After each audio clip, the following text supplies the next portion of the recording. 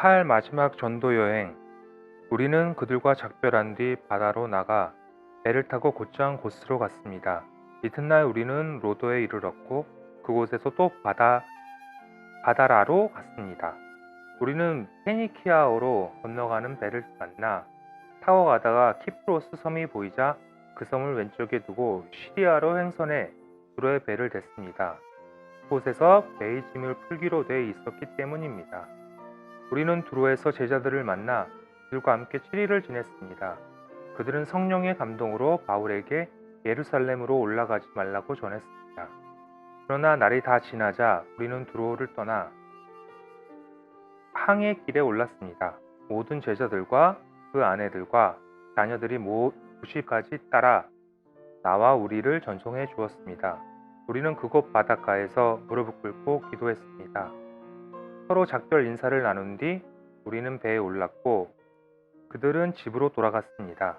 우리는 두로에서부터 여행을 계속하다 돌레마이에 도착해 형제들에게 인사하고 그들과 함께 하루를 지냈습니다. 이튿날 길을 떠난 우리는 가이사랴에 이르러 7사람 가운데 하나인 전도자 빌립의 집에 머물렀습니다. 그에게는 결혼하지 않은 4명의 딸이 있었는데 그들은 모두 예언하는 사람들이었습니다. 그곳에서 여러 날을 지내는 가운데 아가보라는 예언자가 유대로부터 내려왔습니다. 그가 우리에게 와서 바울의 허리띠를 집어 자기 손발에 매더니 이렇게 말했습니다. 예루살렘의 유대 사람들이 이 허리띠 주인을 이렇게 동염해 이방 사람들에게 넘겨줄 것이라고 성령께서 말씀하십니다. 우리는 이 말을 듣고 그곳 사람들과 함께 바울에게 예루살렘에 올라가지 말라고 간곡히 권했습니다. 그러자 바울이 대답했습니다. 왜 여러분은 울면서 내 마음을 아프게 합니까? 나는 주 예수의 이름을 위해 예루살렘에서 붙잡힐 것을 물론 죽을 각오가 되어 있습니다. 바울이 설득당하지 않자 우리는 주의 뜻이 이루어지길 기원합니다. 하고는 더 말하지 않았습니다.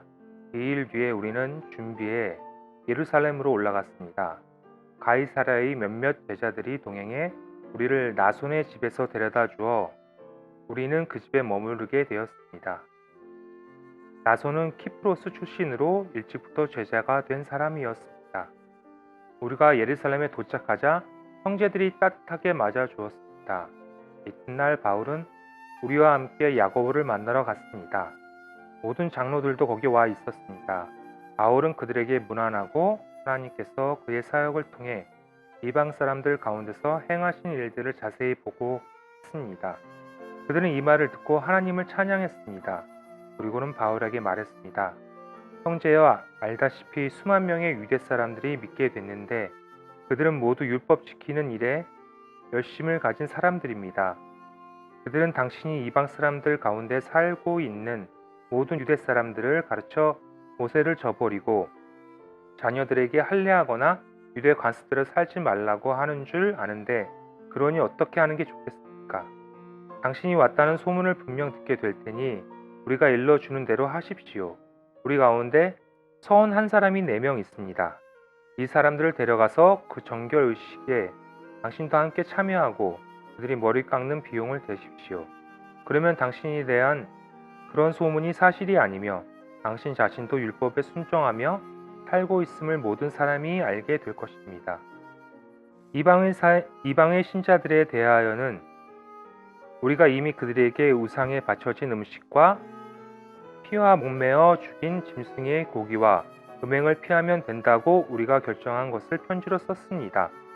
이튿날 바울은 그 사람들을 데리고 가서 그들과 함께 자기 몸을 정결하게 한 후 성전에 올라가 정결의식이 끝나는 날짜와 각 사람이 예물 바치는 날짜를 신고했습니다. 7일 동안의 정결 기간이 거의 끝나갈 무렵 아시아 지방에서 온 몇몇 유대 사람들이 성전에서 바울을 보고 모든 사람을 선동해 그를 붙잡고 소리 질렀습니다. 이스라엘 동포 여러분, 우리를 도와주십시오. 이 사람은 가는 곳마다 모든 사람에게 우리 민족과 율법과 이곳 성전을 반대하며 가르칩니다. 게다가 성전에 그리스 사람들을 데려와 이 거룩한 곳을 더럽히고 있습니다. 그들은 전에 에베소 사람 드로비모가 바울과 함께 예루살렘에 있었던 모든 것을 보고 바울이 그를 성전 안으로 데려갔을 것이라고 짐작했습니다. 그러자 온 도시가 소란해지더니 사람들이 몰려와 바울을 붙잡아 성전에 이끌어 끌어내었고 성전문을 꼭 닫혔습니다. 그들이 바울을 죽이려고 하자 예루살렘 도시 전체에 난동이 일어났다는 소식이 로마 군대의 천부장에게 알려졌습니다. 그는 즉시 몇몇 백부장들과 군인들을 데리고 군중에게로 달려 내려갔습니다. 난동을 일으킨 사람들이 천부장과 군인들을 보자 바울을 때리던 것을 멈췄습니다. 천부장이 다가가 바울을 체포하고 뒤에 쇠사슬로 묶으라고 명령했습니다. 그리고 나서 그가 누구며 또 무슨 일을 했는지 물었습니다. 군중이 제각각 다른 소리를 질렀습니다.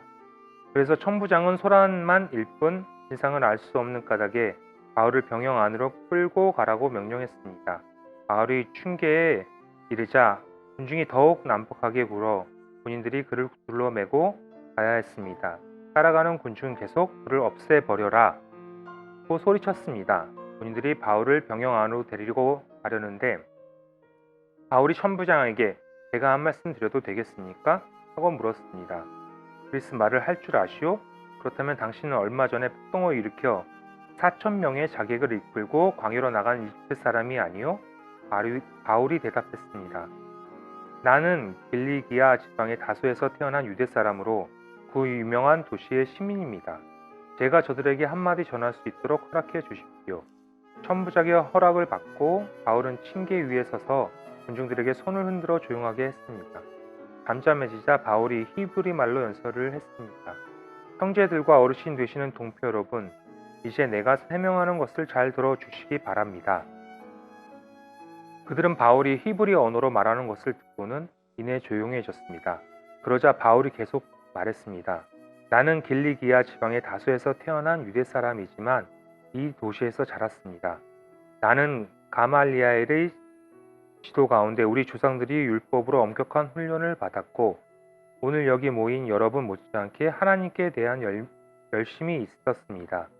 그래서 나는 이 도를 따르는 사람들을 죽이기까지 핍박하며 남녀를 가리지 않고 모두 잡아다가 감옥에 집어넣었습니다. 그것은 대제사장과 모든 공회원들이 증언할 수 있는 것입니다. 나는 심지어 그들로부터 다메섹에 있는 형제들에게 보낼 곡물을 얻어냈고 그곳에 있는 신자들을 붙잡아 예루살렘으로 데려와 처벌받게 하려고 디메섹으로 떠났습니다. 내가 디메섹에 가까이 다다르자 정오쯤 됐는데 갑자기 하늘에서 밝은 빛이 내 주위를 둘러 비추었습니다. 내가 땅에 풀썩 쓰러졌는데 한 음성이 내게 말씀하시는 것이 들렸습니다. 사울아, 사울아, 내가 왜 나를 핍박하느냐? 내가 물었습니다. 주여, 당신은 누구십니까? 그분이 내게 대답하셨습니다. 나는 내가 핍박하는 나사렛 예수다. 나와 함께 있는 사람들은 빛을 보았지만 내게 말씀하시는 분의 음성은 알아듣지 못했습니다. 내가 물었습니다. 주여, 내가 어떻게 해야 합니까? 주께서 말씀하셨습니다. 일어나 다메섹으로 들어가거라. 거기서 내가 한 일은 모두 일러줄 것이다. 그 빛의 광채로 인해 내 눈이 멀게 돼 함께 있던 사람들이 내 손을 잡고 다메섹으로 데려다 주었습니다. 그곳이 아나니아라는 사람이 살고 있었습니다. 그는 율법을 잘 지키는 경건한 사람으로 다메섹에 사는 모든 유대 사람들에게 깊은 존경을 받고 있었습니다. 그가 나를 찾아와 내 곁에 서서 말했습니다. 사울 형제, 다시 눈을 뜨시오. 바로 그 순간 나는 눈을 떠 그를 볼 수 있게 됐습니다. 그러자 아나니아가 말했습니다. 우리 조상들의 하나님께 당신을 선택해 그분의 뜻을 알게 하시고 의로우신 그분을 보게 하시고 그분의 입에서 나오는 음성을 듣게 하셨습니다. 당신은 보고 들은 것을 모든 사람에게 전하는 예수의 증인이 될 것입니다. 그러니 이제 당신이 망설일 이유가 무엇입니까? 일어나서 세례를 받고 주의 이름을 불러 죄의 씻음을 받으시오. 그 후 내가 예루살렘으로 돌아와 성전에서 기도하고 있을 때였습니다. 나는 환상에 빠져 주께서 말씀하시는 것을 보았습니다. 서둘러 즉시 예루살렘을 떠나거라. 이곳 사람들은 내가 나를 증언해도 받아들이지 않을 것이다. 내가 대답했습니다. 주여, 이 사람들은 내가 여러 회당들을 돌아다니며 주를 믿는 사람들을 감옥에 가두고 때렸다는 것을 압니다. 그리고 주의 중인 스데반이 피 흘릴 때 나도 그곳에 서서 그 일에 찬성하고 그를 죽이던 사람들의 옷을 지켜주었습니다. 그러자 주께서 내게 가거라. 내가 너를 저 멀리 이방인들에게 보낼 것이다. 라고 말씀하셨습니다. 사람들은 바울의 말을 이 대목까지 듣고 있다가 소리 넘쳐 외쳤습니다. 저 사람을 세상에서 없애버리자. 저런 놈은 그냥 살려둘 수 없다. 그들이 소리를 지르고 자기 옷을 벗어 던지며 공중에 흙을 뿌리자 천부장이 바울을 병영 안으로 들이라 명령했습니다. 그는 사람들이 왜 이처럼 바울에게 소리를 지르는지 알아내려고 그를 채찍질하고 신문하라고 지시했습니다. 바울은 군인들이 자기를 채찍질하려고 묻자 거기 서 있던 백부장에게 말했습니다. 아직 판결을 받지 않은 로마 시민을 채찍질하는 것이 합법한 것입니까? 백부장은 이 말을 듣고 천부장에게 가서 그대로 보고하여 물었습니다. 어떻게 하시렵니까? 이 사람이 로마 시민이랍니다. 천부장이 바울에게 와서 물었습니다. 말해보시오. 당신이 정말 로마 시민이요? 바울이 대답했습니다. 그렇소. 그러자 천부장이 말했습니다. 나는 많은 돈을 들여 로마 시민권을 얻었소. 그러자 바울이 대답했습니다. 나는 태어나면서부터 로마 시민이었소. 바울을 신문하려던 사람들이 이 말을 듣고 곧 물러갔습니다. 천부장이 바울이 로마 시민이라는 사실을 알고 그를 결박한 일로 두려웠습니다.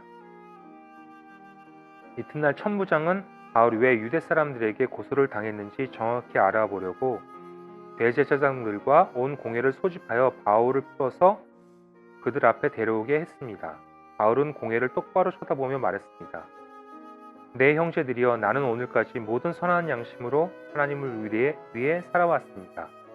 이 말에 대제사장 아나니아는 바울 곁에 서 있던 사람들에게 그 입을 치라고 명령했습니다. 그러자 바울이 그에게 말했습니다. 하나님께서 당신을 치실 것이요. 당신은 회칠한 무덤과 같소. 당신은 거기 앉아 율법에 따라 나를 심판하면서 도리어 당신 자신은 율법을 어기고 나를 치라고 명령하고 있지 않소. 바울 곁에 서 있던 사람들이 말했습니다. 어디 감히 하나님의 대제사장을 모욕하느냐? 바울이 대답했습니다. 형제들이여, 나는 그가 대제사장인 줄 몰랐습니다. 기록되기를 내 백성의 지도자를 모욕하지 말라고 하니 말입니다. 그때 바울은 모인 사람들 가운데 일부가 사두개파이고 다른 일부는 바리새파임을 알고 공회에서 크게 외쳤습니다. 내 형제들이여, 나는 바리새파 사람이며 바리새파 사람의 아들입니다. 나는 지금 죽은 사람들이 부활할 것이라는 소망 때문에 재판을 받고 있습니다. 그가 이렇게 말하자 바리새파 사람들이 사두개파 사람들 사이에서 논쟁이 일어나 회중은 반으로 나뉘었습니다. 사두개파 사람들은 부활이 없으며 천사나 영도 없다고 주장하는 반면 바리새파 사람들은 그 모든 것을 인정했기 때문입니다. 그래서 큰 소동이 일어났습니다. 바리새파 율법학자 몇몇이 일어나 격렬하게 논쟁하며 말했습니다. 우리가 보니 이 사람은 잘못이 없소. 혹시 영이나 천사가 그에게 말한 것이라면 어쩌겠소. 논쟁이 점점 커지자 천부장은 바울이 그들에게 찢겨 죽지 않을까 염려해 군인더러 내려가 바울을 그 가운데서 빼내 병영 안으로 데려가라고 명령했습니다. 그날 밤 주께서 바울 곁에 서서 말씀하셨습니다. 담대하여라. 내가 예루살렘에서 나를 증거한 것 같이 로마에서도 나를 증거해야 할 것이다. 이튿날 아침 유대 사람들이 음모를 꾸미고 바울을 죽일 때까지는 먹지도 마시지도 않겠다고 맹세했습니다. 이러한 음모에 40명이 넘는 남자들이 가담했습니다. 그들은 대제사장들과 장로들에게 가서 말했습니다. 우리가 바울을 죽이기 전에는 아무것도 먹지 않겠다고 굳게 맹세했습니다. 그러니 여러분과 공회는 그 사건에 대해 우리가 더 정확히 알아보고 싶다는 핑계를 내고 그 사람을 여러분 앞에 데려올 수 있도록 천부장께 탄원해 주십시오. 그가 이곳에 도착하기 전에 죽일 수 있도록 준비해 두었습니다. 그런데 바울의 조카가 이 음모에 대해 듣고 병영으로 들어가서 바울에게 말해 주었습니다. 그러자 바울은 백부장 한 사람을 불러 말했습니다. 이 청년을 천부장께 데려다 주시오. 천부장께 전할 말이 있답니다. 그래서 그는 청년을 천부장께 데려다 주었습니다. 백부장이 말했습니다. 죄수 바울이 저를 불러 이 청년을 천부장님께 데려다 주라고 부탁했습니다. 이 사람이 천부장님께 전할 말이 있답니다.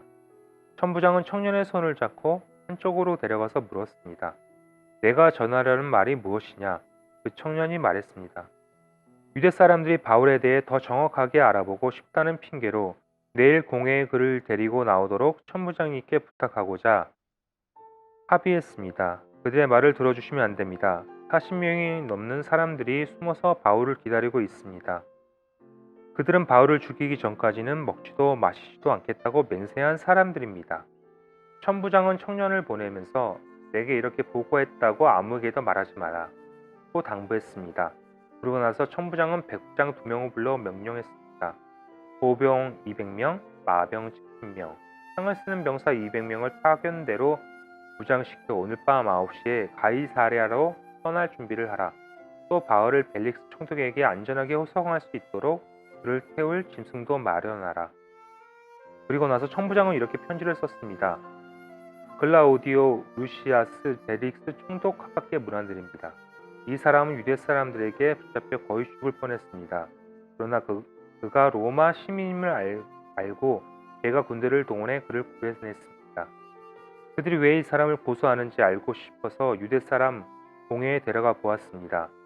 그런데 알고 보니 그 고소는 그들의 율법에 관한 문제였지 사형이나 징역에 해당되는 제목은 없었습니다. 이 사람을 반대하는 음모가 진행되고 있다는 보고를 듣고 바로 가깝게 이 사람을 보냅니다.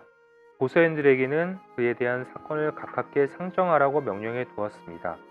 그의 군인들은 그 명령을 수행해 밤중에 바울을 데리고 안디바드리까지 갔습니다. 이튿날 그들은 마병에게 바울을 호송하게 하고 자기들을 병영으로 돌아갔습니다. 마병들은 가이사랴에 도착하자 총독에게 편지를 전하고 바울을 넘겨주었습니다. 총독은 편지를 읽어본 뒤 그에게 어느 지방 출신이냐고 물었습니다. 길리기아 출신임을 알게 된 총독은 바울에게 말했습니다.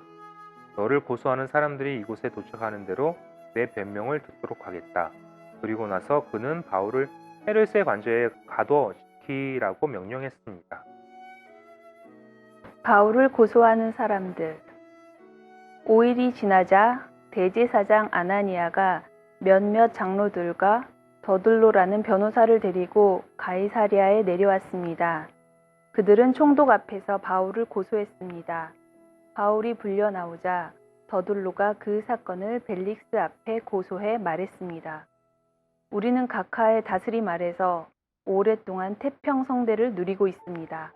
각하의 선견 지명은 이 나라에 개혁을 가져다 주었습니다. 벨릭스 각하, 저희는 언제 어디서나 이것에 대해 깊은 감사를 드리고 있습니다. 이제 더 이상 각하께 폐가 되지 않도록 간단히 말씀드리겠으니 각하께서는 관용을 베푸셔서 저희 말을 들어주시기 바랍니다. 저희가 알아보니 이 사람은 전염병 같은 사람으로 온 세상에 퍼져 있는 유대 사람들 가운데 폭동을 일으키는 사람입니다. 그는 나사렛 이단의 우두머리며 심지어 성전까지 더럽히려고 했습니다. 그래서 저희가 붙잡은 것입니다. 각하께서 직접 조사해 보시면 저희가 고소하는 이 모든 내용이 사실임을 아시게 될 것입니다. 다른 유대 사람들도 이것이 사실임을 주장하며 이 고소를 지지했습니다. 총독이 바울에게 말하라고 손짓하자 바울이 대답했습니다. 저는 각하께서 몇 년 동안 이 나라의 재판관이셨던 것을 알고 이제 기쁜 마음으로 제 자신을 변호하고자 합니다. 제가 예배를 드리러 예루살렘에 올라간 지 12일밖에 되지 않은 것을 각하께서 조사해 보시면 쉽게 아실 수 있습니다. 저를 고소한 사람들은 제가 성전에서 누구와 언쟁을 한다거나 회당이든 그 밖의 도시 안 어떤 곳에서도 군중을 선동하는 것을 본 일이 없습니다. 그러니 그들은 자기들이 지금 고소한 내용을 각하께 충분히 증명할 수 없는 것입니다. 그러나 제가 각하께 이것은 시인합니다. 저는 이 사람들이 이단이라고 말하는 그 도를 따라 우리 조상의 하나님을 섬기며 율법과 예언서에 기록된 모든 것을 믿습니다. 또 이 사람들과 마찬가지로 하나님께 같은 소망을 두고 있으니 그것은 의인과 악인의 부활이 있을 것이라는 것입니다. 그렇기 때문에 저는 하나님과 사람 앞에서 항상 꺼리낄 것 없는 양심을 간직하려고 애쓰고 있습니다. 저는 제 민족에게 구제금을 전달하고 예물도 드리려고 여러 해 만에 예루살렘에 왔습니다. 이들은 제가 성전에서 정결 의식을 행하고 예물 드리는 것을 보았습니다. 그때 제 주위에는 군중도 없었고 저는 어떤 소란에도 개입되지 않았습니다. 그 자리에는 다만 아시아 지방에서 온 몇몇 유대 사람들이 있었는데 만약 저를 고소할 일이 있었다면 그들이 직접 고소 내용을 들고 여기 각하 앞에 와 있어야 할 것입니다. 그렇지 않다면 여기 있는 이 사람들이라도 제가 유대 공회 앞에 섰을 때 무슨 죄목을 발견했는지 말해야 할 것입니다. 저는 다만 이 사람들 앞에 서서 내가 오늘 여러분 앞에 재판을 받는 것은 죽은 사람의 부활에 대한 문제 때문이다 라고 한마디 외쳤을 뿐입니다. 그러자 그 도에 대해 익히 잘 알고 있었던 벨릭스는 루시아 천부장이 오면 그때 판결하겠다 라고 말한 뒤 재판을 연기했습니다. 벨릭스는 백부장에게 명령해 바울을 지키되 그에게 어느 정도 자유를 주고 필요한 것을 그의 친구들이 가져다 주는 것도 허락하라고 했습니다. 며칠 뒤 벨릭스는 유대 사람인 아내 드루실라와 함께 나타났습니다. 그는 바울을 불러들여 그리스도 예수를 믿는 믿음에 관해 바울이 설명하는 것을 들었습니다. 바울이 정의와 자기 절대와 다가올 심판에 대해 설명하자 벨릭스는 두려워하며 말했습니다. 이제 됐다. 가도 좋다. 내가 편한 시간에 다시 부르겠다. 동시에 그는 혹시 바울이 자기에게 뇌물을 바치지 않을까 하는 바람에서 바울을 수시로 불러들여 함께 이야기를 나누었습니다. 2년이 지난 후 벨릭스의 뒤를 이어 보르기오 베스도가 총독이 됐습니다. 그러나 벨릭스는 유대 사람들에게 환심을 사려고 바울을 그대로 감옥에 내버려 두었습니다. 베스도가 부임한 지 3일 뒤에 가이사랴에서 예루살렘으로 올라가자 대제사장들과 유대 지도자들이 그 앞에 나와 바울에 대해 고소했습니다. 그들은 자기들에게 호의를 베푸는 셈치고 바울을 예루살렘으로 이송해달라고 베스도에게 강력하게 요청했습니다.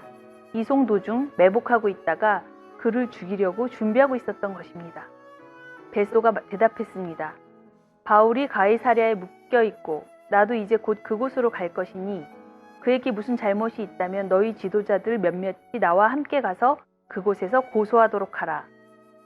8일에서 10일 정도 그들과 함께 지내고 난 베스도는 가이사랴로 내려갔고 이튿날 재판을 소집해 바울을 자기 앞에 데려오라고 명령했습니다.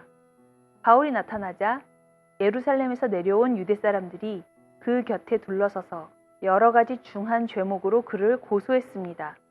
그러나 죄를 입증할 만한 증거는 되지 못했습니다. 그러자 바울이 자신을 변론했습니다. 나는 유대 사람의 율법이나 성전이나 가이사에게 죄 지은 것이 전혀 없습니다. 베스도는 유대 사람들의 환심을 사고자 바울에게 말했습니다. 내가 예루살렘으로 올라가 이 고소들에 대해 내 앞에서 재판을 받겠느냐? 바울이 대답했습니다. 내가 지금 가이사의 법정에 섰으니 당연히 여기서 재판을 받아야 할 것입니다. 총독께서도 잘 아시다시피 나는 유대 사람들에게 잘못한 일이 없습니다. 그러나 만약 내가 사형받을 만한 죄를 지었다면 죽음을 달게 받겠습니다. 그러나 이 유대 사람들이 나를 고소한 내용이 사실이 아니라면 어느 누구도 나를 그들에게 넘겨줄 권리가 없습니다. 나는 가이사에게 상소합니다. 베스도는 배심원들과 상의하고 난 뒤 말했습니다. 네가 가이사에게 상소했으니 가이사에게로 가야 할 것이다. 며칠 뒤 아그리빠 왕과 버니게가 베스도에게 문안하러 가이사랴에 도착했습니다. 그들이 그곳에서 여러 날을 지내고 있었기 때문에 베스도는 바울의 사건에 대해 왕과 논의하게 됐습니다. 베스도가 말했습니다. 이곳에 벨릭스가 죄수로 가둬놓은 사람이 있는데 내가 예루살렘에 갔을 때 대제사장들과 유대 장로들이 그를 고소하고 유죄 판결을 내려달라고 청원했습니다. 고소인들과 맞닥뜨려 그 고소한 내용에 대해 스스로 변호할 기회를 갖기 전까지는 어느 누구든 넘겨주는 것이 로마 관례가 아니라고 설명해 주었습니다. 그래서 그들이 나와 함께 여기 오게 됐고 나는 그 사건을 연기하지 않고 바로 그 다음날 법정을 열어 그 사람을 데려오게 했습니다. 그러자 고소인들이 일어나서 말했는데 그들이 고소한 것은 내가 짐작했던 죄가 아니었습니다. 그들의 논쟁거리는 그저 그들의 종교와 예수라고 하는 죽은 사람에 대한 것이었습니다. 바울은 예수가 다시 살았다고 주장하고 있었습니다. 나는 이 사건을 어떻게 해결할까 망설이다가 그에게 예루살렘으로 가서 이 고소에 대해 재판받을 마음이 있냐고 물어보았습니다. 그랬더니 바울은 로마 황제의 판결을 받겠다고 상소해서 내가 그를 황제께 보낼 때까지 붙들어 두라고 명령했습니다. 그러자 아그리빠가 베스도에게 말했습니다. 내가 직접 그 사람의 말을 들어보고 싶습니다. 그러자 베스도는 내일 한번 들어보십시오 라고 대답했습니다. 이튿날 아그리빠와 버니게가 위험 있게 차려입고 와서 높은 관료들과 그 도시의 지도자들과 함께 재판정으로 들어갔습니다. 베스도의 명령에 바울이 들어왔습니다. 베스도가 말했습니다. 아그리빠 왕이여, 여기 우리와 함께 여기 참석한 모든 분들이여, 이 사람을 보십시오. 예루살렘에서 또 여기 가이사랴에서 모든 유대 사람들이 그를 살려둬서는 안 된다고 외치며 내게 탄원했습니다. 내가 살펴보니 그가 사형받을 만한 일을 한 적이 없습니다. 그런데 그가 로마 황제께 상소하겠다고 해서 내가 그를 로마에 보내기로 결정했습니다. 그러나 그에 대해 황제께 확실하게 써보낼 말이 없기 때문에 여러분 모두 앞에, 특별히 아그리빠 왕 앞에 이 사람을 데려온 것이니 이번 조사의 결과로 뭔가 상소할 것이 생기지 않을까 합니다. 고소 내용도 구체적으로 명기하지 않고 죄수를 보내는 것은 상식 밖의 일이기 때문입니다. 그때 아그리빠가 바울에게 말했습니다. 내 자신을 위해 변호할 것을 허락하노라. 그러자 바울은 손을 들어 변호를 시작했습니다. 아그리빠 왕이여, 제가 오늘 당신 앞에 서서 유대 사람들의 모든 모함에 대해 저 자신을 변호하게 된 것을 다행으로 여깁니다. 특히 왕께서는 모든 유대 관습과 문제에 대해 잘 알고 계시니 더욱 그렇습니다.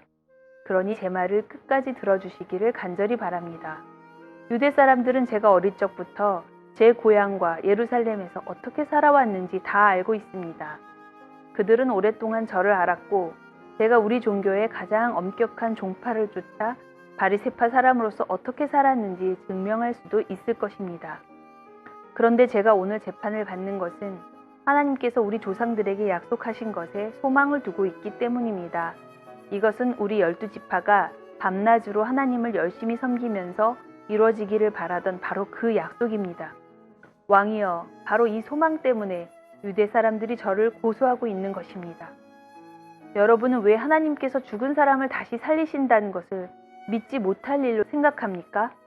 저도 한때는 나사렛 예수의 이름을 반대하기 위해서라면 무엇이든 다 해야 한다고 확신했던 사람입니다. 제가 예루살렘에서 했던 일이 바로 그런 일입니다. 대제사장들의 권한을 받아 많은 성도들을 감옥에 가두었고 그들이 죽임을 당할 때 찬송했습니다.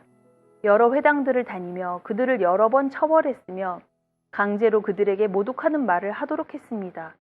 그들에게 격분한 나머지 다른 나라 도시까지도 찾아가 핍박했습니다.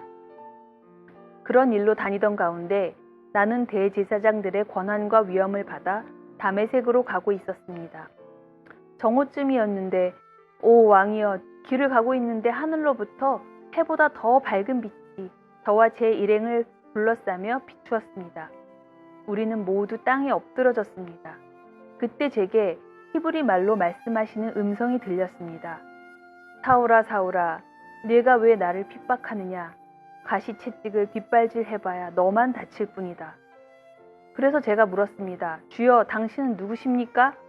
그러자 주께서 대답하셨습니다. 나는 네가 핍박하는 예수다. 이제 일어나 똑바로 서거라. 내가 네게 나타난 것은 너를 내 일꾼으로 삼아 내가 본 것과 앞으로 내가 네게 보여줄 것을 사람들에게 증거하도록 하기 위함이다. 내가 이 백성과 이방 사람들에게서 너를 구원해 이방 사람들에게로 보낼 것이다. 이제 너는 그들의 눈을 뜨게 하고 그들을 어둠에서 빛으로, 사탄의 권세에서 하나님께로 돌아오게 해 그들이 죄의 용서를 받고 나를 믿어 거룩하게 된 사람들 가운데 기업을 얻게 할 것이다. 아그리빠 왕이여, 그래서 저는 하늘에서 보여주신 이 환상에 거역하지 않고 먼저 다메섹 사람에게, 다음으로 예루살렘 사람들과 온 유대 사람들에게, 그리고 이방 사람들에게까지 그들이 회개하고 하나님께 돌아와 회개에 합당한 행동을 보이라고 선포했습니다. 바로 이 때문에 유대 사람들이 성전에서 저를 붙잡아 죽이려고 했던 것입니다. 그러나 저는 바로 이날까지 하나님의 도움을 받아왔기에 여기 서서 높고 낮은 모든 사람들에게 증언하고 있는 것입니다. 저는 모세와 예언자들이 앞으로 일어나리라고 예언한 것 외에는 아무것도 말하지 않았습니다. 그것은 그리스도께서 고난을 당하셔서 죽은 사람들 가운데 가장 먼저 부활하심으로 이스라엘 백성과 이방 사람들에게 빛을 선포하시리라는 것입니다. 바울이 이같이 말하자 베스도가 바울의 변호를 가로막으며 소리쳤습니다. 바울아, 네가 미쳤구나. 네 많은 학식이 너를 미치게 했구나. 바울이 대답했습니다. 베스도 각하, 저는 미치지 않았습니다. 제가 드리는 말씀은 사실이며 제 정신으로 하는 말입니다. 왕께서는 이 사실을 알고 계시므로 제가 거리낌 없이 말할 수 있습니다. 이것은 어느 한 구석에서 일어난 일이 아니기 때문에 어떤 것 하나라도 왕께서 모르고 넘어가셨을 리 없다고 저는 확신합니다. 아그리빠 왕이여, 예언자들을 믿으십니까? 왕께서 믿으시는 줄 제가 압니다. 그러자 아그리빠가 바울에게 말했습니다. 네가 이 짧은 시간에 나를 그리스도의 사람으로 만들 수 있다고 생각하느냐? 바울이 대답했습니다. 짧은 시간이든 긴 시간이든 왕뿐 아니라 오늘 제 말을 듣고 있는 모든 분들이 이 쇠사슬을 제외하고는 저처럼 되기를 하나님께 기도합니다. 그러자 아그리빠 왕이 일어났고 베스도 총독과 버니게 그리고 그들과 함께 앉아있던 사람들도 다 일어났습니다. 그들은 밖으로 나가면서 이 사람은 사형이나 징역을 받을 만한 일은 하지 않았다라고 서로 말했습니다. 아그리빠는 베스도에게 이 사람이 황제께 상소하지만 않았더라도 석방될 수 있었을 것이요 라고 말했습니다. 10. 바다로 출항. 사도행전 27장 1절에서 28장 31절. 우리가 이탈리아로 배를 타고 가도록 결정이 나자 바울과 다른 죄수들은 황제 부대에 소속된 율리오라는 백부장에게 넘겨졌습니다. 우리는 아시아 지방의 해변을 따라 항해하게 될 아드라무테노호를 타고 바다로 출항했습니다.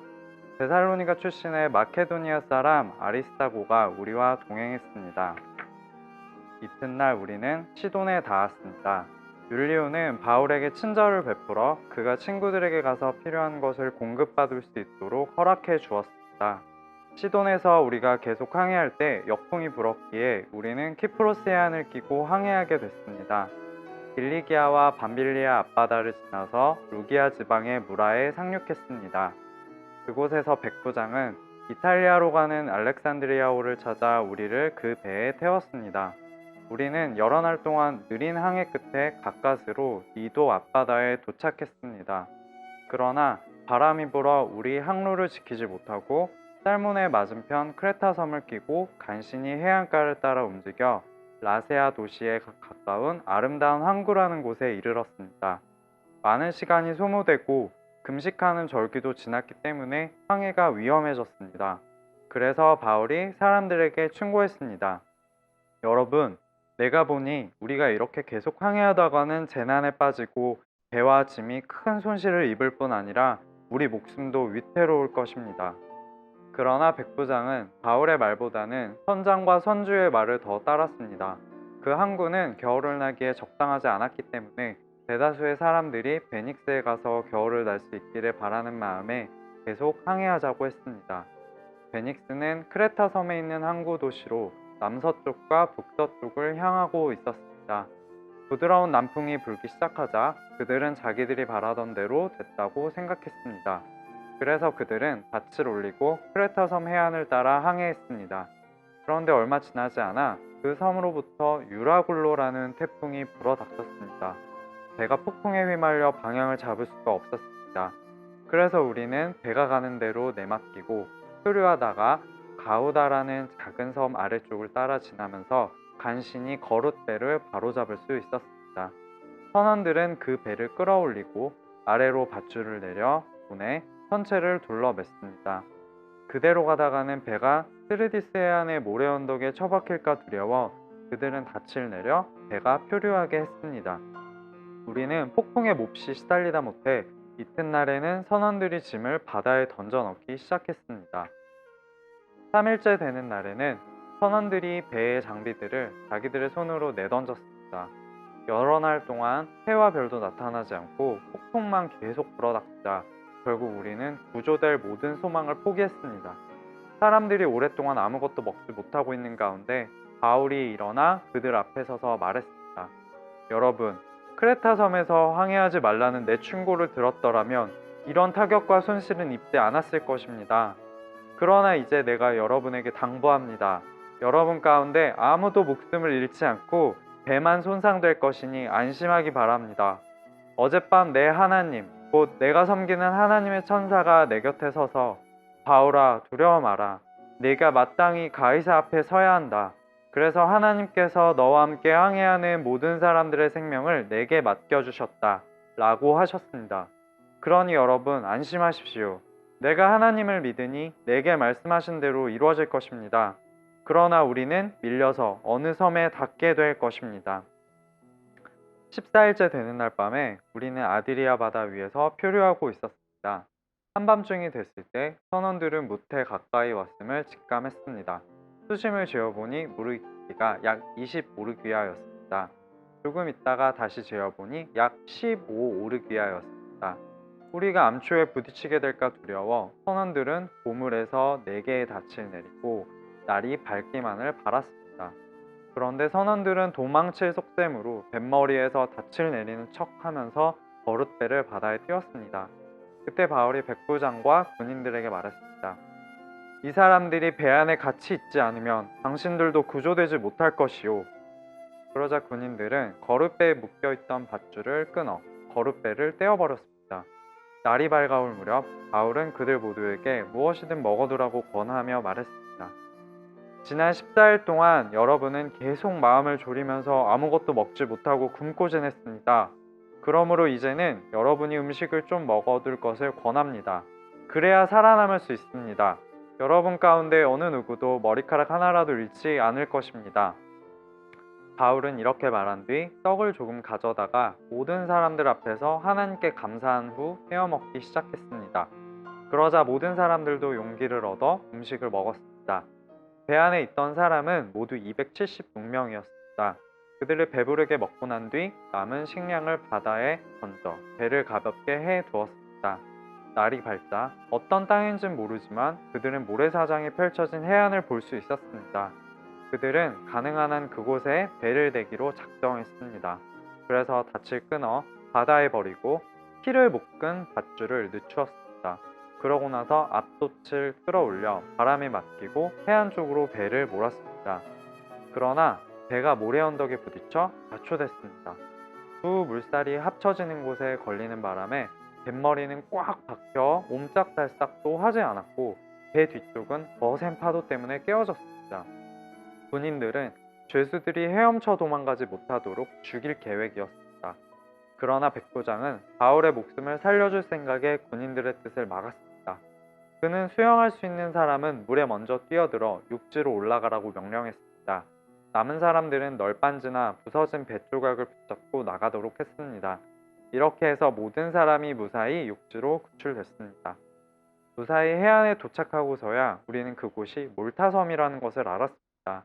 그 섬 원주민들은 우리에게 각별한 친절을 베푸어 주었습니다. 또 비가 오고 추웠기 때문에 불을 지펴주며 우리 모두를 맞아주었습니다. 바울이 마른 나뭇가지 한 묶음을 모아다가 불 속에 넣었더니 뜨거운 열기 때문에 독사가 기어나와 바울의 손에 달라붙었습니다. 원주민들은 독사가 바울의 손에 매달려 있는 것을 보고 서로 수군거렸습니다. 이 사람은 살인자가 분명하다. 그가 바다에서는 살아났지만 정의의 여신이 그를 살려두지 않나 보다. 그런데 바울은 그 뱀을 불 속에 떨어버렸고 아무런 상처도 입지 않았습니다. 사람들은 그가 몸이 부풀어 오르거나 갑자기 쓰러져 죽을 것이라고 생각했지만 오래 기다려봐도 아무 일 없는 것을 보고는 생각이 바뀌어 바울을 신이라고 말했습니다. 그 섬의 추장인 보블리오가 그 근처 자신이 소유한 땅을 갖고 있었습니다. 그는 우리를 자기 집으로 맞아들여 3일 동안 극진히 대접해 주었습니다. 그의 아버지는 열병과 이질에 걸려 병상에 누워 있었습니다. 바울은 그를 방문해 기도하고 그 사람의 몸에 손을 얹어 고쳐주었습니다. 이 일이 있고 나서 그 섬에 사는 다른 병자들도 와서 낫게 됐습니다. 그들은 여러모로 우리를 잘 대접해 주었고 우리가 그 섬을 떠날 때는 우리에게 필요한 물건까지 공급해 주었습니다. 석 달이 지난 후 우리는 그 섬에서 겨울을 지낸 알렉산드리아 배를 타고 항해길에 올랐습니다. 이 배에는 디오구스투 구로라는 쌍둥이 신의 형상이 새겨져 있었습니다. 우리는 수라구사에 닿았고 그곳에서 3일 동안 지냈습니다.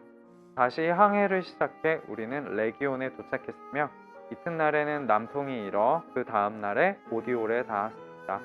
보디올에서는 우리의 형제들을 만나게 됐고 그들의 초청을 받아 함께 일주일을 지냈습니다. 그러고 나서 우리는 로마에 도착했습니다. 그곳 로마의 형제들은 우리가 온다는 말을 전해 듣고 우리를 맞으려고 앞디오 광장과 새 여관이라는 곳까지 나와 있었습니다. 바울이 이 사람들을 보게 되자 하나님께 감사하면서 용기를 얻게 됐습니다. 우리가 로마에 도착했을 때 바울은 자신을 지키는 군인 한 명과 함께 따로 지낼 수 있도록 허락받았습니다. 3일이 지난 뒤 바울은 유대 사람 지도자들을 불렀습니다. 그들이 모이자 바울이 말했습니다. 내 형제들이여, 나는 내 동족이나 우리 조상들의 관습을 거스르는 일을 한 적이 없는데도 예루살렘에서 체포돼 로마 사람들에게 넘겨졌습니다. 그들은 나를 신문했으나 사형받을 만한 죄가 없으므로 그냥 풀어주려고 했습니다. 그러나 유대 사람들의 반대로 나는 어쩔 수 없이 가이사께 상소하게 된 것입니다. 이것은 내 유대 동족을 고소할 생각으로 한 것이 아닙니다. 그렇기 때문에 내가 여러분을 만나 이야기하고자 한 것입니다. 내가 이 쇠사슬에 묶여 있는 것은 이스라엘의 소망 때문입니다. 유대 사람들이 바울에게 대답했습니다. 우리는 당신에 대해서 유대로부터 편지를 받은 적도 없고 그곳에서 온 형제들도 당신에 대해 나쁘게 보고하거나 말한 적이 없습니다. 그러나 우리는 당신의 생각을 듣고자 합니다. 이 종파에 대해서는 어디에서든 반대가 있음을 알기 때문입니다. 그들이 바울을 만날 날짜를 정하고 많은 사람들이 그의 숙소로 찾아왔습니다. 그는 아침부터 저녁까지 그들에게 하나님 나라에 대해 증거했고 모세의 율법과 예언서들로부터 예수에 관해 설득시키려고 했습니다. 어떤 사람들은 바울의 말을 믿었지만 믿지 않는 사람들도 있었습니다. 그들이 서로 의견이 엇갈린 채 떠나려 하자 바울이 한마디 덧붙였습니다. 성령께서 예언자 이사야를 통해 여러분의 조상들에게 하신 말씀이 옳습니다. 이 백성들에게 가서 말하라. 너희가 듣기는 들어도 깨닫지 못하고 너희가 보기는 보아도 알지 못할 것이다. 이 백성들의 마음이 무뎌지고 귀는 듣지 못하고 눈은 감겨 있다. 이는 그들이 눈으로 보고 귀로 들으며 마음으로 깨닫고 내게 돌아와 고침을 받지 못하게 하려는 것이다. 그러므로 여러분은 하나님의 구원이 이방 사람들에게로 갔다는 것을 알아야 합니다. 그들은 듣게 될 것입니다. 바울은 42년 동안 자기 셋집에 머물면서 자신에게 찾아오는 모든 사람들을 맞아들여 어떠한 방해도 받지 않고 담대하게 하나님 나라를 선포하고 주 예수 그리스도에 관한 것을 가르쳤습니다.